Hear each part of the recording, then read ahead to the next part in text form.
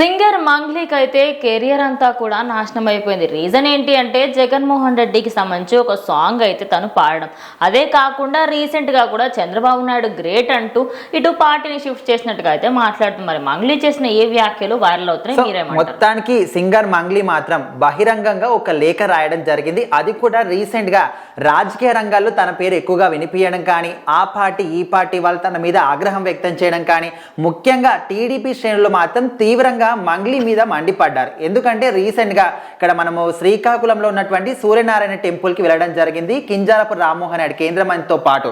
So అక్కడికి వెళ్ళినప్పుడు తను మాత్రం గత ఎన్నికల్లో వైసీపీ పార్టీకి ప్రచారం చేస్తూ అక్కడ వైసీపీ పాటలు పాడిన మంగ్లీకి ఇక్కడ టీడీపీ తరఫున ప్రత్యేకమైన స్థానాన్ని ఎందుకు కల్పించారో, ఎందుకు తీసుకెళ్లారనే విధంగా టీడీపీ వాళ్ళందరూ కూడా చాలా మటుకు ఆగ్రహాన్ని లోనయ్యారు. సో మొత్తానికి దానికి తను రియాక్ట్ అవుతూ రీసెంట్ గా ఒక బహిరంగంగా లేఖను మాత్రం రిలీజ్ చేసింది.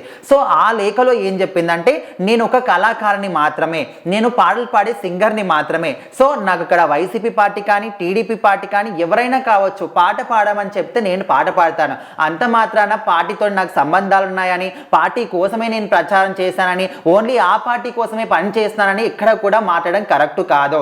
ఎందుకంటే ఇప్పుడు నేను చంద్రబాబు నాయుడు గారు కూడా పాటలు పాడాను, టీఆర్ఎస్కి పాడాను, టీడీపీకి పాడాను, అదేవిధంగా ఇక్కడ వైసీపీ పాడాను, కాంగ్రెస్కి ఎవరు పాడించుకుంటే వాళ్ళకి పాడతాను. అంత మాత్రాన ఇంకా నేను టీడీపీలో ఉన్నాననే విధంగా, అదే విధంగా వైసీపీ ఇట్లా రకరకాలుగా స్ప్రెడ్ చేస్తున్నారు. అసలు కరెక్ట్ కాదు. అదే విధంగా మీరు అన్న దాంట్లో ఎంతైతే కరెక్ట్ ఉందో, ఇప్పుడు సాయి చెప్పినట్లు 100కి 200% కరెక్టే. బట్ తాను ఎప్పుడైతే వైఎస్ఆర్సీపీ క్యాంపెయినింగ్ చేసిందో, ఏదానికి ఓటేస్తారు మీరు? గాలికి ఓటేయాలి. ఎందుకంటే మనకు గాలి మంచిగా వస్తుంది, ఫ్యాన్ గుర్తుకు ఓటేయండి అంటూ కొన్ని నినాదాలు అయితే చేసిందనమాట. వాటన్నింటి గురించి ఆలోచిస్తే ఇక్కడ కూడా తెలంగాణలో ఎన్నికలు అయినప్పుడు టీఆర్ఎస్ కొంచెం ఎక్కువగా సపోర్ట్ ఇచ్చింది. ఇంకొక ఆయన సింగర్ ఉంటాడు ఇక్కడ తెలంగాణ 3 రంగుల జెండాతో ఆ సాంగ్స్ పాడిన సో ఆయనకి సంబంధించి ఆయన ఎట్లా ఏ పార్టీ వాళ్ళది అయినా పాడతారు. బట్ క్యాంపెయినింగ్ వచ్చి వాళ్ళ గురించి ఏమైనా చెప్పరు. అట్లా ఉంటే ఏం కాదు.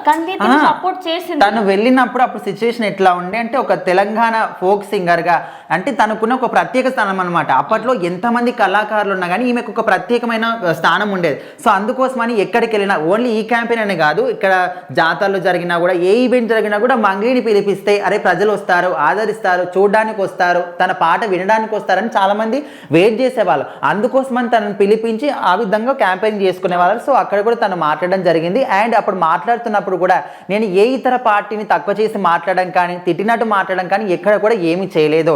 ఏ పార్టీ కోసం నేను పాట పాడానో ఆ పార్టీకి పాట పాడి దానికి ఓటే అని చెప్పాను అనే విధంగా అంతగా వరకు మాత్రమే నేను చేశాను. అంతకు మించి ఆ పార్టీతోని సంబంధం ఉండనని, సో ఆ పార్టీలో నేను ఉన్నానని ఈ విధంగా ప్రచారం చేస్తున్నారు. అసలు కరెక్ట్ కాదు. అండ్ రీసెంట్గా నేను అక్కడ గుడికి వెళ్ళినప్పుడు కూడా, నేను గుడికి వెళ్ళిన చోట కూడా రాజకీయాలు అంటగడడం కరెక్ట్ కాదు. నేను ఒక సింగర్గా నా పాత్ర ఏంటి, నేను ఒక పాట పాడాను అంతే, అంతకు మించి నాది ఏమీ లేదు. అదే విధంగా ఇప్పుడు ఏ విధంగా అయితే చేస్తున్నారో సో వాటన్నిటికీ నేను సమాధానం చెప్పుకోవాల్సిన బాధ్యత నాకు ఉంది. ఎందుకంటే నా మీద ఆరోపణలు వస్తున్నాయి కాబట్టి. సో దానికి పార్టీకి కానీ, ఇప్పుడు టీడీపీకి అయినా కూడా పాడమంటే నేను పాడతాను, అందులో తప్పేం లేదు. సో ఎవరైతే ఈ విధంగా రాజకీయాలని తీసుకొచ్చి నా ప్రొఫెషన్ మీద రుద్దుతున్నారో వాళ్ళందరికీ కూడా చెప్తున్నాను, దయచేసి ఒకవేళ మీకు తప్పుగా అనిపిస్తుంటే క్షమించండి. మొత్తానికైతే నాకు వైసీపీ పార్టీకి కానీ, నిజం చెప్పాలంటే వైసీపీ పార్టీకి జగన్కి పాట పాడిన తర్వాత ఎన్నో అవమానాలు ఎదుర్కొన్నాను నేను. ఇంకా చాలా అవకాశాలు కూడా నేను కోల్పోవాల్సి వచ్చింది. అవన్నీ కూడా నేను బయటికి చెప్పుకోలేదే. ఎందుకంటే నేను ఒక ప్రొఫెషనల్గా అక్కడ నాకు పాట పాడమన్నారు, పాడాను అంతవరకే అనే విధంగా తను మాత్రం ఎక్స్ప్లెనేషన్ ఇచ్చుకుంటూ ఒక బహిరంగంగా లేఖ మాత్రం రిలీజ్ చేయడం జరిగింది.